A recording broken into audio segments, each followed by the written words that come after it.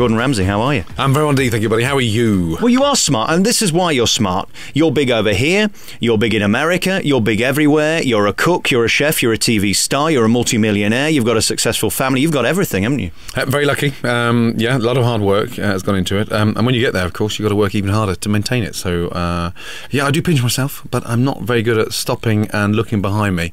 I'm too busy moving forward. Do you have any time to enjoy anything you're doing? Because presumably you're on a plane 1 minute, in a car the next minute. Do you actually have a moment to yourself?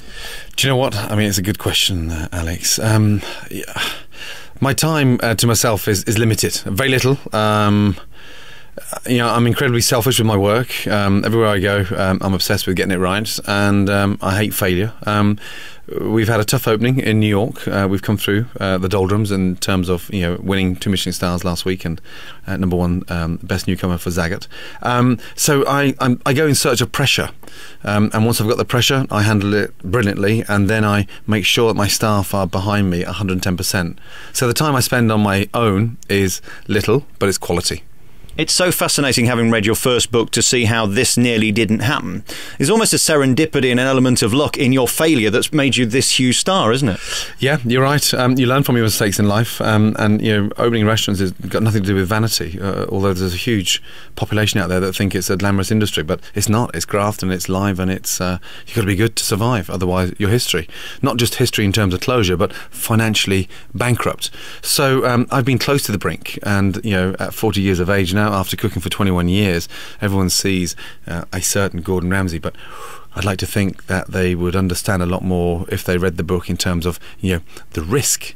And that's the secret, isn't it? If you're prepared to take a risk and bust your balls to make it, live in rented accommodation and struggle to make money, and then once you've made money, you can't spend it because you've got to plough it into keeping the business open, and it's got nothing to do with you personally, and you've got to keep on hitting the business with the money because you've got 55 staff to pay, 55 staff responsibilities with their boyfriends, their girlfriends, their rents, their mortgages, their tax, and you have to make it. Do you ever get chance to pick up a spatula other than for the TV programmes? Because it seems to me you're everywhere other than in the kitchen at the moment. Yeah, it's a good question. I'm a control freak. I was in Chelsea this morning.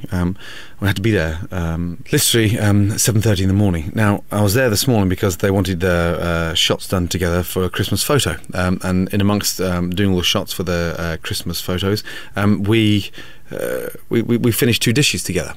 When you're not on the hot plate, I get agitated because it's like sat in the middle of air traffic control, where you're coordinating and dictating to 25 chefs, and then you've got to exuberate the brigade by you injecting energy into them. So I miss it when I'm away. So when I'm back, honestly, I'm like a dog with 9 widgers, and I'm all over it like a rash, and then I'm manic because I need that adrenaline injection to keep me going. And that's what creates that little bit of speciality that lifts an average restaurant into a superb restaurant, having that magical touch. So if I haven't got that and I can't get close to that, then Gordon Ramsay's finished. So I need to cook. How easy is it for you to find someone who's as dedicated and as passionate about food as you are? Yeah, that's a good question. I mean, I search long and hard every day for talent, and then once I've found the talent, I nurse the talent. Once it's nursed, then it's exposed. Once it's exposed and they're sort of stripped of everything they know, and they're against the wall and standing there, insecure, feeling inadequate, then we build them again. So cooking is all about emotions, and it is the most insecure job to have ever. You're standing in a kitchen, you're with a bunch of foreigners, you can't speak the language, and by the way, you have to take an ingredient, make it into something, charge money for it, and then be successful on that dish. It's hard, very hard graft. You don't get there by working 6.5, 7 hours a day. So I can tell you who's going to make it and who's not going to make it after being with someone for half an hour. As soon as that? As soon as that, yeah. In terms of their touches, their insight, the way they season things, the way they hold things, the way they feel about that particular ingredient. And I like to see them go on that journey I went on. The upset in football, the cruciate ligament tear, the smashed cartilage, and all that stuff was a huge setback in my life. Once I got into cooking, I never, ever wanted to be in a situation, Alex, where I was faced with an ingredient and I never knew what to do with it to the best. So that journey is extraordinary.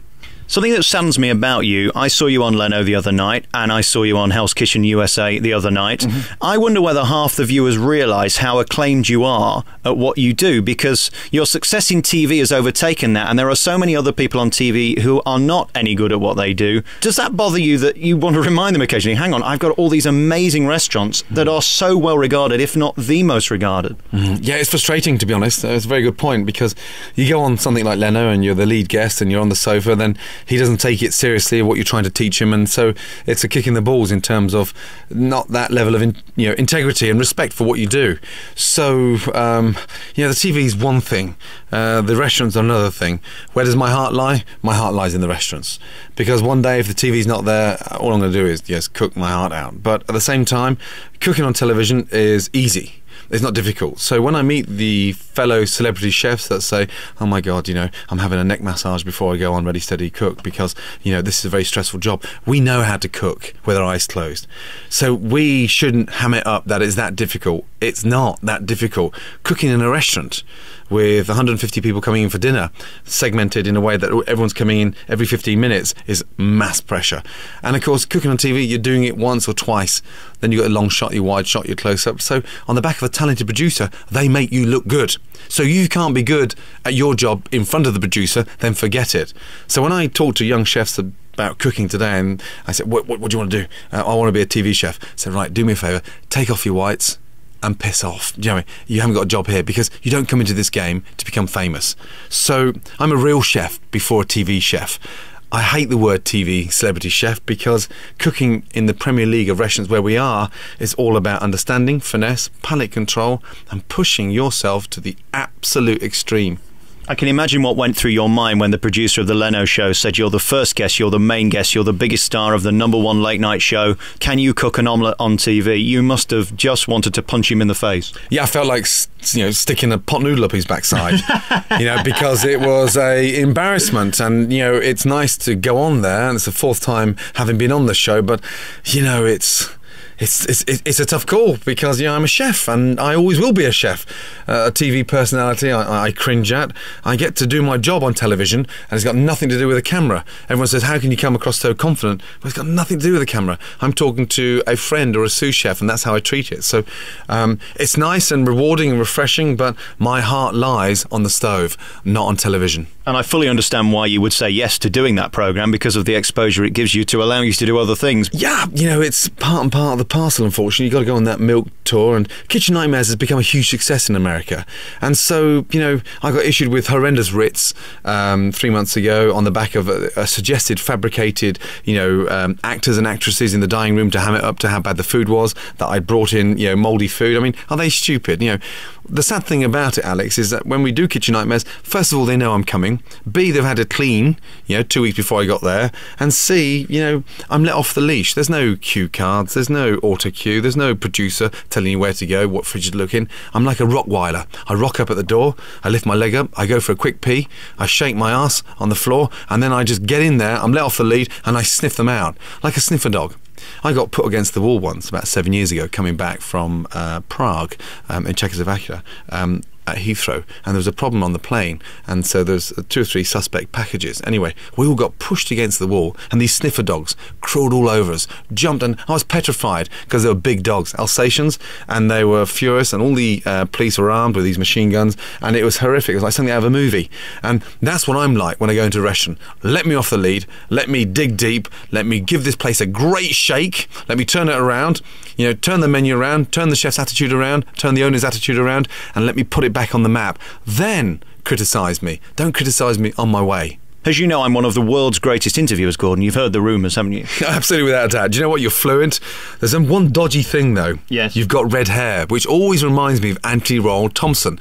But you've got quite a cool hairstyle. We'll talk about the hair next. We're going to play a piece of music, and then I'm going to ask a really tricky question. Why do you need the F word? We'll discuss that next on your favourite local radio station.